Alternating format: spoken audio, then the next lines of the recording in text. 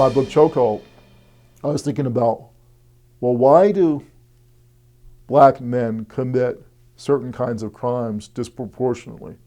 That's the question a lot of people ask. What I found is that white men actually commit more violent crime than black men. Black men do commit certain kinds of street crime disproportionately. But here's the thing.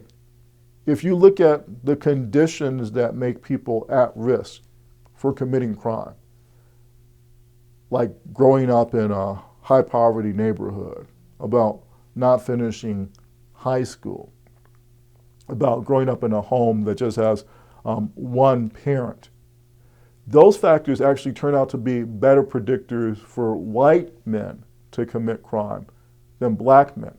It's just that because more black men are subject to those conditions, that there is a risk for black men. But if you just compare white men and black men and those factors, we learn that there's actually something that's redemptive about black masculinity. It prevents us from committing crimes when white men in the same situation actually would.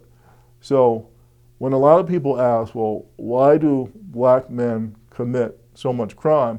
The better question is, why don't more black men commit crime? Because if white guys were subject to that, again, the evidence is that they would. So often we look at black men, black masculinity, through what's called a damaged lens. What's wrong with those brothers? That's exactly the wrong question.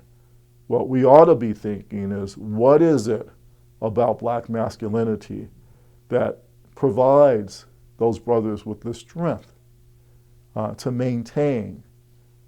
The vast majority of African American men have not committed any kind of violent crime. What is it about our culture that allows us to survive when the law, the police, the prosecutors are out to get us? Again, I think that there's something that's very powerful about black masculinity, so we shouldn't denigrate it. We should champion it. Now, it doesn't mean that everything that every brother does is cool, and it certainly doesn't mean that sisters and African American women are in any way doing better than we are. They're not. The sisters are doing just as poorly as African American men, and a lot of us don't know that.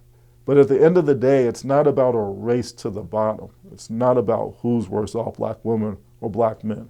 It's about understanding the force of white supremacy, because until we understand how it works, how it impacts both sisters and brothers, until we understand that, we're never going to be able to defeat it.